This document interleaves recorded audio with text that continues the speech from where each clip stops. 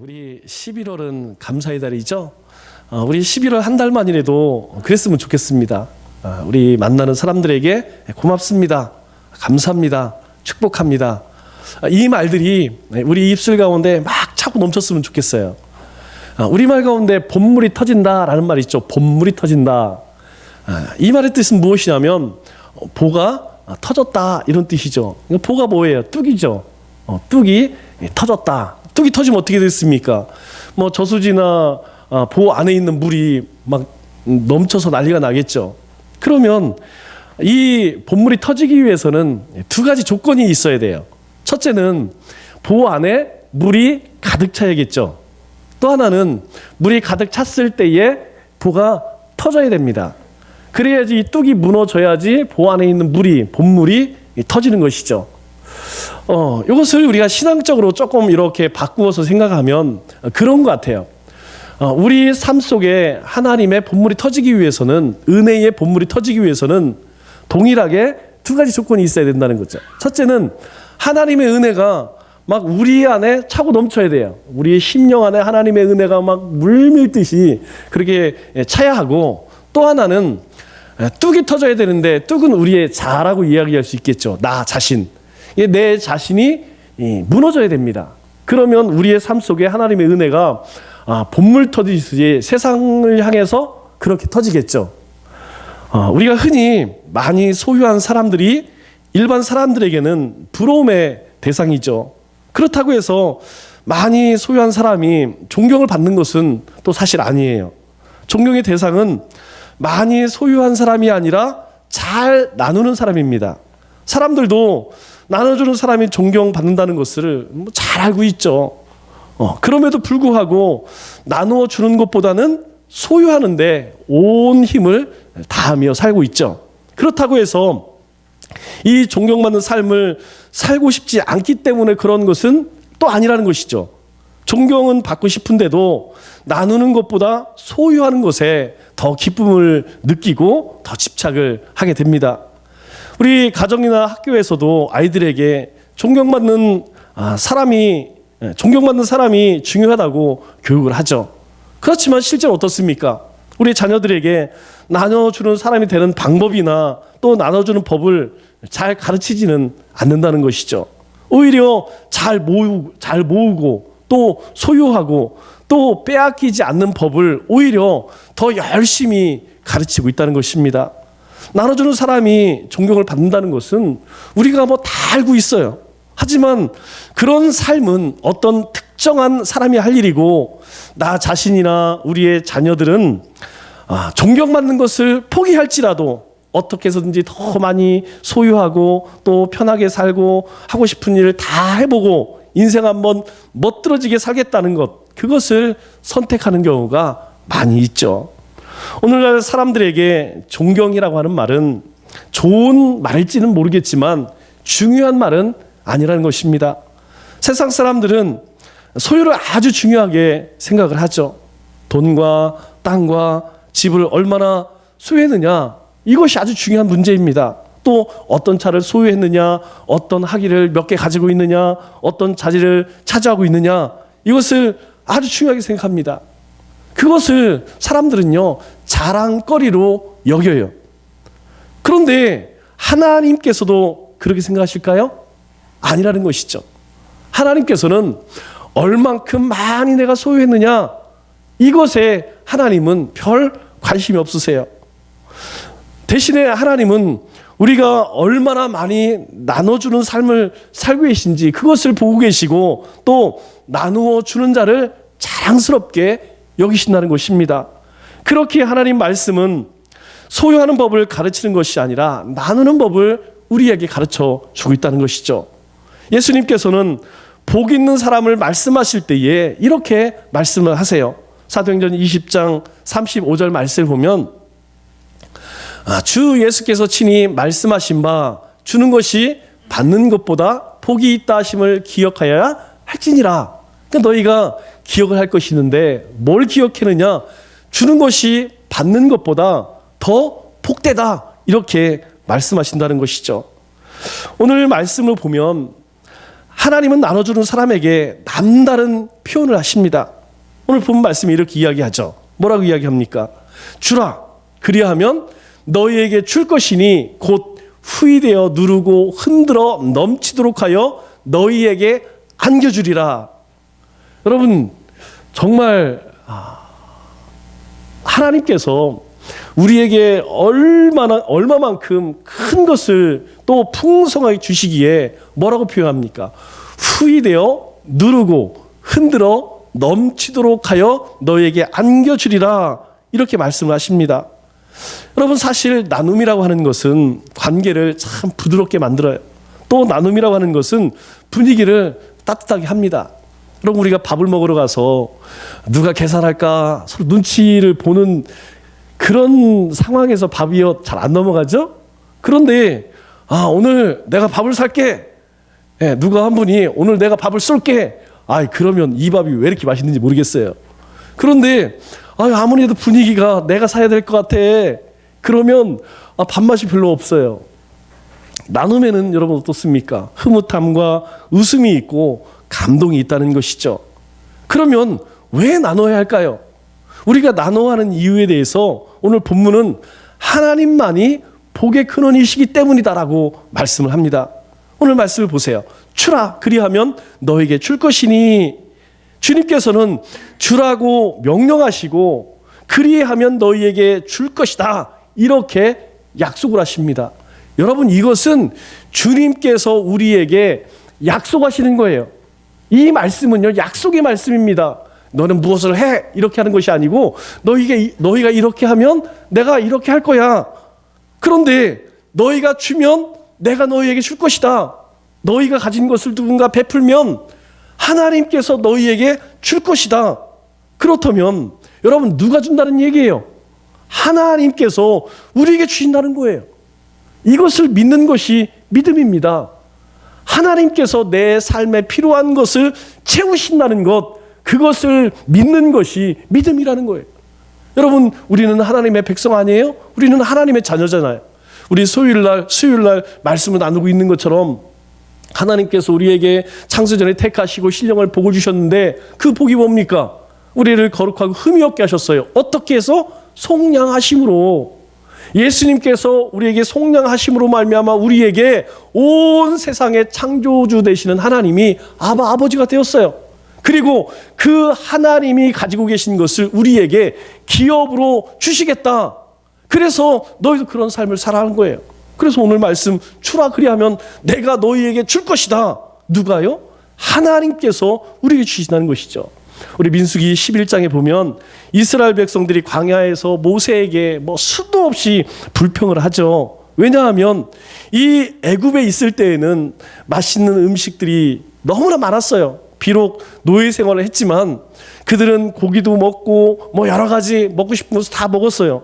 그런데 광야에 나오니까 그것을 먹을 수가 없는 거예요. 특별히 고기 생각이 나지 않겠어요? 네, 저도 그렇더라고요. 한 일주일만 안 먹으면 그냥 고기가 그렇게 좋아서 그런 게 아니고 먹고 싶어져요. 왜냐하면 우리 몸이요, 단백질이라는 것이 꼭 필요하죠. 그런데 이 단백질은 동물성이 있고 식물성이 있습니다. 우리가 식물을 통해서도 단백질을 취하지만 그것은요, 많이 섭취해야 20% 30%밖에 안 돼요. 그래서 우리가 동물성, 즉 고기를 섭취해서 70% 정도의 단백질을 먹어야 우리가 왠지 좀 건강하다는 느낌이 들죠. 예전에 그런 말씀을 하셔요. 우리 뱃속이 허하다는 얘기하죠. 왠지 밥을 많이 먹었는데 뱃속이 허해. 그게 왜 그러냐면 예전에는 고기를 많이 못 먹었어요. 그러다 보니까 단백질이 부족하죠. 몸이 단백질이 부족하니까 밥을 4발로 먹어도 그렇게 힘이 나거나 에너지가 넘치는 게 아니었거든요. 그래서 어르신들이 속이 허다, 이런 표현을 많이 했습니다. 그때 하나님께서 이스라엘 백성들에게 뭐라고 말씀하세요? 우리 민수기 11장 23절 말씀 보니까 하나님께서 모세를 책망하실 때 이렇게 이야기합니다. 여호와의 손이 짧으냐? 여러분, 이 말의 의미가 뭐예요? 하나님의 능력이 없어? 야, 내가 그렇게 능력 없는 하나님이냐? 이 말씀하시는 거죠. 내가 이제 내 말이 내게 응하는 여부를 보리라. 네가 나를 그렇게 무시하냐? 네가 하나님을 그렇게 무시해? 그렇다면 내가 어떤 하나님인지 보여줄게. 그렇게 해서 하나님께서 메추라기를 지면 위에 어떻게 하십니까? 내리시죠. 그런데 성경이에요. 이 메추라기를 내리실 때 2규빗이래요. 여러분, 한 규빗은 우리 이 팔꿈치에서 손끝까지의 길입니다. 대략 45cm죠. 그러니까 2규빗이니까 90cm라는 거예요. 그러니까 하나님께서 이 백성들이 우리가 애굽에 있을 때는 고기도 먹고 뭐 뭣도 먹고 막 그래? 야, 하나님이 이 여호와의 손이 그렇게 짧냐? 그러면서 이스라엘 백성들에게 메추라기를 보내시는데 무려 90cm 높이로 이스라엘 백성에게 주세요. 그래서 그들이 밤낮을 어떻습니까? 물리도록 질리도록 그렇게 고기를 먹이시죠. 또 사도 바울은 빌립보서 4장 19절에 뭐라고 이야기합니까? 이렇게 이야기하죠. 나의 하나님이 그리스도 예수 안에서 영광 가운데 그 풍성한 대로 너희 모든 쓸 것을 채우시리라. 이 말의 의미는요, 하나님은 모든 것을 소유하신 분이라는 거예요. 하나님은 풍성한 하나님이라는 거예요. 그래서 우리의 쓸 것을 주실 때에, 너희 모든 쓸 것을 채우실 때에 하나님께서 그 풍성하신 대로 채우시겠다, 그렇게 말씀하시죠. 그렇습니다. 하나님은 우리의 모든 것을 풍성하게 공급해 주신 분이라는 거예요. 두 번째로, 주는 자가 채움의 복을 받는다고 말씀하시죠. 오늘 본 말씀을 보면 하나님이 우리에게 복을 주시는 모습을 잘 표현하고 있어요. 어떻게 표현합니까? 내가 주라 그리하면 너에게 줄 것인데 곧 후이되어 누르고 흔들어 넘치도록 너희에게 안겨주리라, 이렇게 말씀을 합니다. 여러분, 이 말씀을 이해하려면 우리 여기 어르신들은 다 이해가 돼요. 예전에 우리가 곡식을 사고 팔 때, 지금은 키로로 이렇게 팔지만 옛날에는 뭘로 팔았어요? 되나 말로 팔았죠. 지금도 그런데 그런 것으로 파는지는 모르겠어요. 지금은 아마 키로로 1kg, 2kg 이렇게 해서 팝니다. 예전에는요, 말에 담아서 대박에 담아서 그렇게 사고 팔았죠. 그런데 여러분, 이 사진에서 보는 것처럼 그냥 이 대박 끝에까지 야박하게 주지 않았다니까요. 대박 안에 들어간, 말 안에 들어간 것보다 말 위에 올라간 것이 훨씬 많았어요. 그게 인심이에요, 인심. 한 대 그러면 끝에 아기까지 딱 채워주면 됩니다. 그런데 예전에는요, 그 위에 막 넘치도록 주었다니까요. 그래서 우리말 가운데 그런 말이 있죠. 인심이 어디서 납니까? 인심은 콧간에서 난다는 말이 있어요. 그 얘기 뭐예요? 우리가 베풀 때에 좋은 소리를 듣는다는 것이죠. 여러분, 밥을 먹을 때도 마찬가지예요. 지금이야 다 공깃밥으로 먹지만 예전에는요, 공깃밥 먹지 않았습니다. 고봉밥이라고 혹시 아세요? 고봉밥이 뭐냐면 이만한 사발에다가 밥을 이만큼 퍼서 안에 들어간 것보다 위에 올라간 게 더 많어. 그렇게 먹어야지 배가 든든하고, 또 그렇게 밥을 받을 때에 왠지 넉넉하고 풍성한 느낌이 들죠. 여기에 하나님께서 베풀어 주시는 은혜가 있다는 거예요. 어떤 은혜입니까? 오늘 말씀을 보니까 먼저 후이되어 눌러서 주신다, 이렇게 말씀하시죠. 하나님이 우리에게 주시는 것은 우리에게 필요한 만큼 딱 주시는 것이 아니라는 거예요. 이게 우리 사람처럼 그렇게 내가 하루 8시간 일했으니까 얼마, 한 달 얼마 일했으니까 얼마, 그렇게 계산기로 계산해서 딱 네가 한 만큼만 주시는 하나님, 그렇게 야박한 하나님이 아니라는 것이죠. 하나님의 말씀 가운데 어디에도 겨우 채워주신 적도, 또 그렇게 하신 적도 여러분 한 번도 없다는 사실입니다. 우리 오병이어의 기적을 보면 여러분, 그 자리에 여자와 아이를 제외한 장정만 5,000명을 먹이셨어요. 그러면 여자와 아이들까지 합치면 15,000명 되지 않겠어요? 그런데 하나님께서는요, 주님께서는 그들을 다 먹이시고 그냥 딱 맞게 그렇게 하셨나요? 아니죠. 그 15,000명이나 되는 많은 사람들이 먹고도 12광주리가 남았다는 사실이에요. 먹고도 남았다, 넘치게 주셨다는 것이죠. 하나님께서는 우리에게 부어주실 때에 그냥 딱 맞게 주는 것이 아니고 넉넉하게 너희가 다 먹고도 남을 만큼 그렇게 주신다는 거예요. 그런데 문제는 우리가 욕심의 눈이 어두워서 왠지 항상 부족해 보여요. 항상 모자라 보인다는 것이죠. 여러분 그렇지 않아요? 사실 우리 삶을 돌아보면 여러분 어떻습니까? 올 한 해도 참 팍팍한 삶을 살았죠. 힘겨운 삶을 살았습니다. 여러분 이전에 우리 참 힘든 시기도 있었어요. 그런데 지나고 돌아보면 하나님께서 내 삶 가운데에 은혜도 그리고 필요한 것들도 그렇게 부족하지 않게 넉넉하게 주셨다는 거예요. 그런데 왜 오늘은 왜 그렇게 부족하게 느껴질까요? 왜냐하면 다른 사람들을 보니까 다른 사람들은 막 창고에 쟁여놓고 은행에 쟁여놓고 그렇게 살거든요. 아이 거기에 비교해 보니까 내가 가진 것은 너무 초라한 거야. 너무 부족한 거야. 그러면서 우리 가운데에 하나님을 바라볼 때는 너무너무 감사가 넘쳐나지만 내 모습을 보면 다른 사람들에게 비교해 보면 너무 욕심이 생기기 시작하는 거죠. 나도 저렇게 많았으면 좋겠다. 그 순간부터 어떻습니까?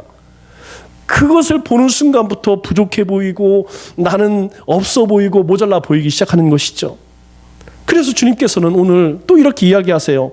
누르어 주신다라고 말씀하시죠. 여러분 누른다는 말은 꽉 채워주신다는 얘기예요. 꾹꾹 눌러 담는다는 의미죠. 더 이상 들어갈 수 없을 정도로 그렇게 눌러서 채워주신다라는 것을 말합니다. 여러분 이것은 조금도 부족함이 없다는 뜻 아니에요? 꾹 누르기 때문에 꽉꽉 누르기 때문에 조금도 부족함이 없다. 오히려 차고 넘친다는 것을 의미하는 것이죠. 그러나 사람은 어떻습니까? 여러분 세상 사람들은 요즘에 그렇게 눌러 안 줘요. 그냥 깎고 또 깎고 깎을 수 있을 만큼 깎죠. 그래서 우리가 물건 사러 가서 맘 상하는 경우가 어떻습니까? 우리가 조금만 더 주면 사는 사람 입장에서는 너무 기분이 좋은데 그거 조금 더 주면 기분 좋을 것을 그냥 싹 깎아버려요. 그러면 사는 사람도 받는 사람도 아주 마음이 상하게 되는 것이죠. 또 흔들어 채워주신다라고 말씀합니다. 우리 하나님께 우리에게 주실 때 모든 것을 아끼지 아니하고 주신다는 거예요. 그리고 가장 소중한 것을 주신다는 것입니다. 이게 중요한 거예요. 여러분 쓸모없는 거 그거 아무리 줘봐야 무슨 소용이 있겠어요? 지금 나에게 필요한 것이 이것인데 그 필요한 것을 줘야지 필요 없는 거 많이 줘봐야 그거 다 침밖에 되지 않는다는 것이죠. 다 쓰레기밖에 되지 않는다는 것이죠. 그런데요 하나님은 그렇지 않다는 것입니다. 우리에게 넉넉하게 풍요하게 주시되 우리 가운데 가장 있어야 할 중요한 것을 주신다는 사실이에요. 예수님은 탕자의 비유를 통해서 그 사랑을 우리에게 보여주시죠. 탕자가 돌아왔을 때 아버지가 어떻게 합니까? 종들에게 가장 좋은 옷을 내어서 입혀라. 가장 좋은 옷을 입혀라. 그리고 손에 가락지를 끼우고 발에 신을 신깁니다. 그뿐만이에요. 살찐 송아지를 잡아서 잔치를 열고 즐기게 합니다. 왜 이렇게 베푸는 것일까요?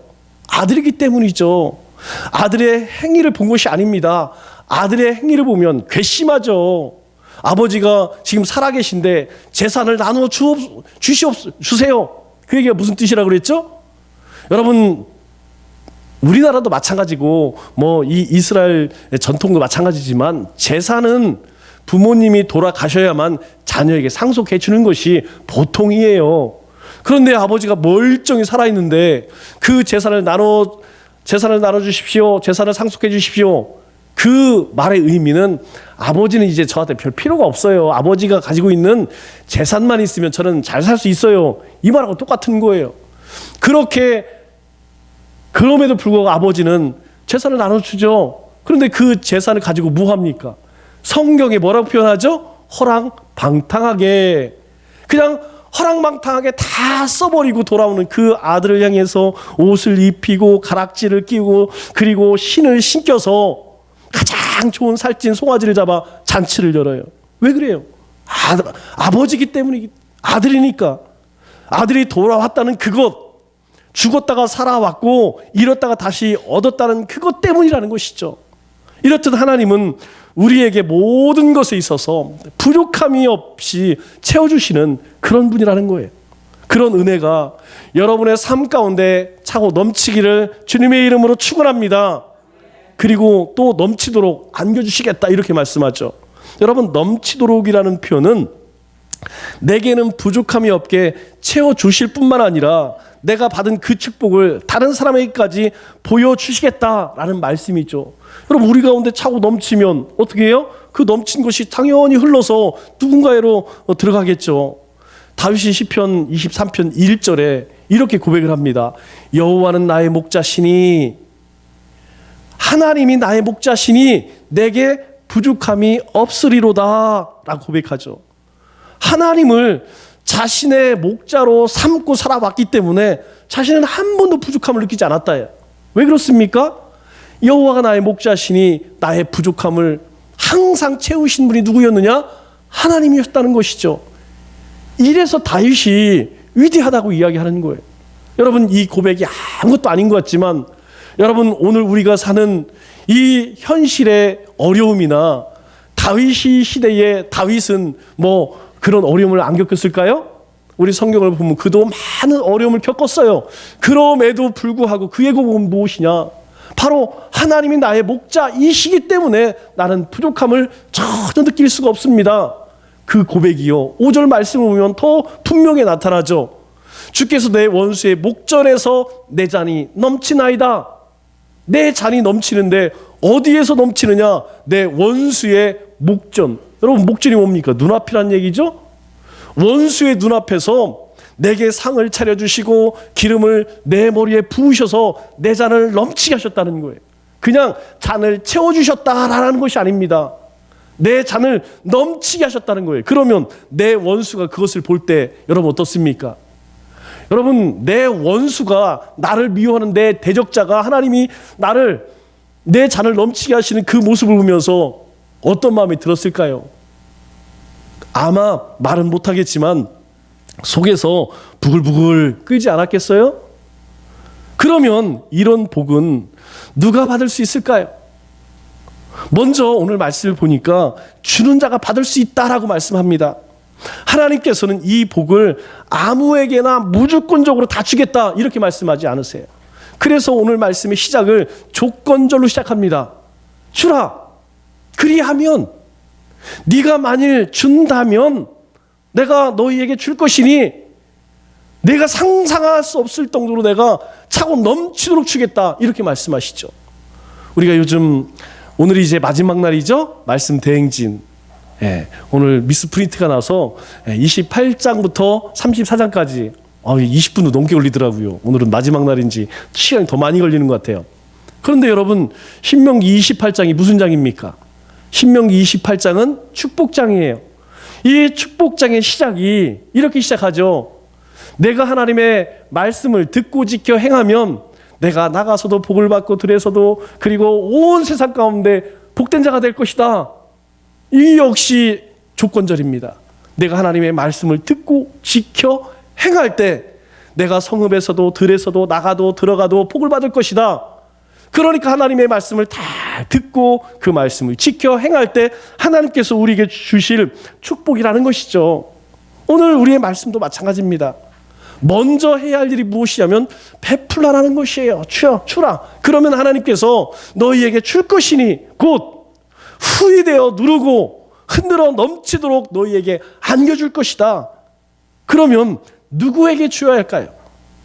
우리가 앞뒤 문맥을 살펴보면 먼저 살아갈 능력이 없는 사람, 여러분, 가난한 사람들, 병든 사람들, 세상 가운데 소외된 사람들, 여러분, 우리가 역부로 찾아다니면서 주지는 못한다 할지라도 여러분, 우리가 살아가면서 우리의 삶 가운데 만나는 참 불쌍한 사람들이 있어요.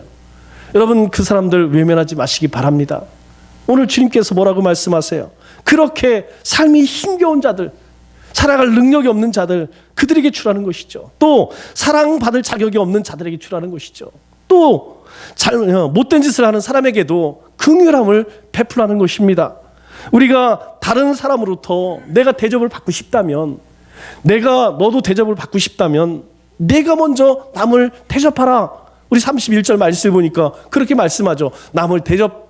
남에게 대접을 받고자 하는 대로 너희도 남을 대접하라. 내가 먼저 남을 대접하면 너도 대접을 받을 것이다. 우리가 이렇게 베풀 때 더 많은 것으로 보상해 주시겠다 주님께서 말씀하시죠.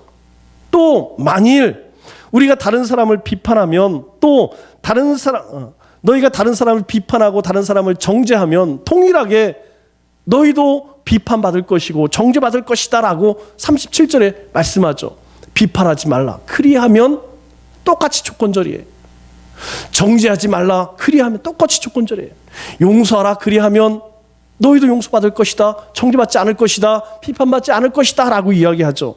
여러분, 이것을 역으로 이야기하면 너희가 누군가를 비판하고 정죄하고 용서하지 않으면 하나님께서 너희에게 안기리니 후이되어 누르고 흔들어 넘치도록 비판할 것이다. 이 말 이렇게 되는 거 아니겠습니까? 우리가 누군가를 정죄한다면, 용서하지 않는다면 후이되어 누르고 흔들어 넘치도록 너희 자신들에게 돌아갈 것이다. 이 말씀이에요. 그러면 우리는 무엇을 주어야 할까요?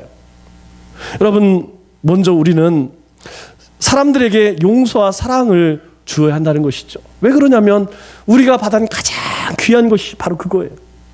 여러분, 우리가 복음을 생각할 때마다 여러분, 우리의 가슴을 떨리게 하고 우리가 감격하는 것이 무엇입니까? 하나님께서 우리에게 사랑 베푸셨잖아요. 아무 대가 없이 우리를 용서하셨고 우리를 사랑하셨어요. 그래서 우리가 하나님의 자녀가 되었어요. 우리가 속량 받았습니다. 죄사함을 얻었다는 것이죠. 또 우리가 하나님께 받은 시간을 드릴 수 있어야 한다는 것이죠. 왜 그래요? 이 시간은요, 우리 인생은요, 내가 살아가는 것지만 사실은 하나님의 것이에요. 하나님께서 오늘이라도 너 이제까지 참 수고했다. 이제 그만 와라. 그러면 가야 하는 것이 우리 인생이라니까요. 여러분, 우리 인생이 내 것이 아닙니다. 우리가 하루 24시간을 살아간다고 해서 이 24시간이 내 것이 아니라는 거예요. 이것은 하나님께 속했기 때문에 너희가 이 시간을 아끼라는 것이죠. 이 시간을 아끼라는 것이 무슨 뜻이라고 했습니까? 시간을 속량해라, 시간을 구해내라, 이런 뜻이라는 것이죠. 또 우리의 마음과 우리의 몸도 드려야 한다는 것이죠. 왜 그렇습니까? 하나님이 받으시는 것은요, 우리의 중심입니다. 그런데 그 중심이 무엇으로 드러납니까? 행위로 드러나는 것이죠. 그래서 우리의 마음 가운데 있다면 그것이 실천으로 드러나야 한다는 것입니다. 여러분, 주님을 사랑합니다 라고 이야기하면서 예배도 드리지 않아요. 주님을 사랑합니다 라고 하면서 말씀을 순종하지도 않아요. 말씀을 보지도 않아요. 기도하지도 않아요. 그리고 증인된 삶도 살지 않아요. 그것을 어떻게 주님을 사랑하는 사람이라고 말할 수 있겠습니까? 우리가 주님을 정말 사랑하는 마음이 있다면 그것이 우리의 실천으로, 행위로 나타나야 한다는 것이죠. 우리 입술로 고백을 했다면, 우리 입술로 선포했다면 우리의 삶으로 드러나야 된다는 것이에요. 그래서 헌신은요, 마음과 몸이 함께 가는 것을 헌신이라고 이야기하는 거예요. 그래서 예수님께서 성도에게, 그리스도에게는 이 나눔은 일상적인 것이다 라고 말씀해요. 특별한 것이 아니라는 거예요. 그런데 실상은 어떻습니까? 불행하게도 그 일상적인 일이 오늘날에는 아주 특별한 일이 되고 말았다는 것이죠. 그래서 조금이라도 나누는 사람을 보면 어떻습니까? 아주 존경하죠. 저 사람 참 뭘 가진 것이 저렇게 많아서 참 잘해. 그렇게 이야기하죠. 그런데요, 그렇게 칭찬만 하고 존경만 하는 것이 아니죠. 한편으로는 또 시기하고 질투하고 미워하기도 합니다. 야, 저 사람 관심 받기 위해서 그래. 저 사람 칭찬 받으려고 그래. 저 사람 사랑 받으려고 그래. 여러분, 우리가 세상 살아갈 때에 그런 일들을 수없이 경험해요. 그렇기 때문에 우리에게 하나님이 요구하시는 것이 무엇이냐? 너희는 베풀고 나누는 삶을 살아봐라. 이것이 지극히 정상적인 그리스도인의 삶이라는 거예요. 하나님은 나눔으로 인한 보상을 상과 함께 우리에게 하나님의 아들이 되는 것이라고 그렇게 말씀합니다. 우리 누가복음 6장 34절과 35절 말씀을 보면 너희가 받기를 바라고 사람들에게 구워주면 칭찬받을 것이 무엇이냐? 너희가 사람들로부터 뭐 이렇게 대가를 받고 한다고 하면 그거 별 의미가 없다는 거예요. 왜? 죄인들도 세상 사람들 그 받고자 하여 그렇게 한다는 것이죠. 그러나 35절에 오직 너희는 원수를 사랑하고 선대하며 아무것도 바라지 말고 구워주라. 너희가 줄 때에 어떤 대가를 바라지 말라는 것이에요. 그리하면 너희 상이 클 것이요 또 지극히 높으신 이의 아들이 되리라. 여러분, 우리가 하나님 앞에 주신 그 은혜를 기억하여서 그렇게 베풀면 첫째는 상이 클 것이래요. 또 하나는 너희가 하나님의 아들이 될 것이다.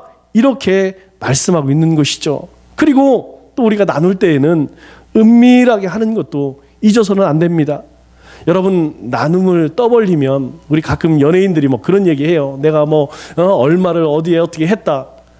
여러분, 그것만큼 천박해 보이는 것이 없습니다. 나눔 받는 사람도요, 그 나눔을 받는 사람도요, 아주 기분이 나빠요. 예전에 그렇게 했습니다. 불우이웃 돕기. 우리 교회에서도 예를 들어서 불우이웃 돕기 해서 우리 불우이웃 우리 김태원 장로님을 도웁시다. 그러면 돕는 사람들은 어쩔지 모르겠지만 받는 사람은요, 얼굴이 화끈거리지 않겠습니까? 그렇지 않겠어요? 여러분, 소년 가장 돕기 예전에 많이 했죠. 그거 모금해 갖고 소년 가장 돕기 해서 사람들, 많은 학생들 앞에 나와서 그것을 받으면 여러분 얼마나 창피합니까? 그래서 성경은 뭐라고 이야기해요? 조용히 오른손이 하는 일을 왼손이 모르게 하라. 여러분, 우리가 무엇인가 하나님께 받은 것이 있어서 그것을 우리 이웃들에게, 세상 가운데 우리 지체들에게 나눌 것이 있다면요, 그냥 조용히 주님만 아시잖아요. 그것이 좋다는 것이죠. 그러다 보면 우리가 천사를 대접할 때도 있다는 것이에요. 우리 히브리서 13장 2절 말씀을 보니까 손님 대접하기를 잊지 말라. 이로써 부지 중에 천사들을 대접한 이들이 있었느니라. 손님을, 우리 집에 이스라엘의 문화죠.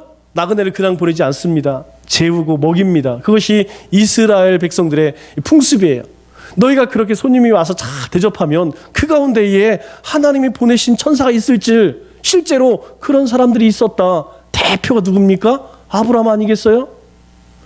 우리 마태복음 25장 35절로 40절 말씀을 보면 주님께서 이런 말씀을 하세요. 내가 줄일 때에 너희가 먹을 것을 주었고, 목마를 때에 마시게 하였고, 나그네 되었을 때에 영접하였고, 헐벗을 때에 옷을 입혔고, 병들었을 때에 돌보았고, 옥에 갇혔을 때에 와서 보았느니라. 이에 의인들이 대답하여 이르되, 이제 그렇게 많이 베푼 사람들이 하는 얘기예요. 주님, 우리가 어느 때에 주님께서 줄이신 것을 보고 음식을 대접하였으며 목마른 것을 보고 마시게 하였나이까? 어느 때에 나그네 되신 것을 보고 영접하였으며 헐벗으신 것을 보고 옷 입혔나이까? 어느 때에 병들인 것이나 옥에 갇힌 것을 보고 가서 배웠나이까? 아이, 주님, 우리는 그런 거 한 적이 없어요. 우리는 아무리 생각해도 그 기억이 없어요. 그런데 임금이 대답하여 이르되 내가 진실로 너에게 이르노니 너희가 여기 형제 중에 지극히 작은 자 하나에게 한 것이 곧 내게 한 것이니라. 뭐라고 이야기해요? 지극히 작은 자. 사람들이 아무도 관심 가지지 않고 무시하는 사람. 어제도 어떤 사람이 술을 잔뜩 먹고 와서 대낮에, 그런 사람을 제가 또 봤어요. 71년생이라고 하는데 이분이 술을 대낮부터 먹고 와서 여기 와서 통성기도 하는 사람 난 처음 봤어요. 하도 시끄러워서 나와보니까 그냥 그냥 얼마나 열심히 기도를 하는지 제가 마음이 뒤에서 보고 있는데 너무 짠하더라고요. 그래서 한참을 기다렸죠. 하여튼 술기 먹이는지 기도도 엄청 오래 하는 거예요. 1시간 넘게 하더라고요. 보니까 자더라고. 그래서 좀 깨갖고 있났는데, 술 냄새가 얼마나 나는지. 요 교대 앞에 사는 여러분 71년생이면 이제 50밖에 되지 않았죠. 한참 일할 나이 아니겠어요? 그런데 아내는 떠나가고, 그리고 혼자인데 그냥 이렇게 막일을 하면서 생활한대요. 요즘에 일거리가 없어서 뭐 살 재미가 없고, 그래서 그래도 자기는 하나님을 믿는데, 여러분 얼마나 답답했으면 술을 그렇게 먹고 와서 지나가는 길에 문이 열려 있으니까 들어와서 기도를 한다고 하더라고요. 그 모습을 보니까 마음이 너무 안 좋더라고요. 그래서 해장국이나 사주자. 그래서 또 해장국을 먹으러 갔죠. 그런데 그런 사람들이 특징이 있죠. 또 해장을 하면 해장술을 또 먹어야죠. 여러분, 주님께서는 그렇게 지나가는 한 나그네, 연약한 자, 불쌍한 자, 그 섬긴 것을 하나님께서는요, 내게 한 것이다, 내게 한 것. 아무도 관심 없는 자에게 관심을 갖고 그들을 불쌍히 여기고 섬기는 그것이 내게 한 것이다. 주님께서 우리를 위해서 무엇을 하셨습니까? 우리 주님은 우리를 구원하시기 위해서 우리 주님의 몸과 생명을 우리에게 나누어 주셨습니다. 우리 그리스도인에게 소유하는 것보다 중요한 것은 나눔이라는 것이죠. 말씀을 맺겠습니다. 여러분, 11월은 감사의 계절입니다. 무엇으로 하나님께 감사하기를 원하십니까? 하나님께 받은 것을 베풀고 나눔으로 하나님께 감사하시기 바랍니다. 특별히 우리가 하나님으로부터 받은 가장 큰 축복은 바로 복음의 축복이에요.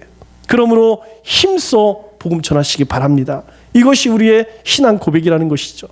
또 나에게 풍성한 것이 있다면 창고에 쌓아둘 것이 아니라 우리 이웃들에게 나누시기 바랍니다. 그러면 후이되어 누르고 흔들어 넘치도록 너희에게 안겨주리라고 하신 하나님의 축복이 여러분 삶 가운데 넘치실 겁니다.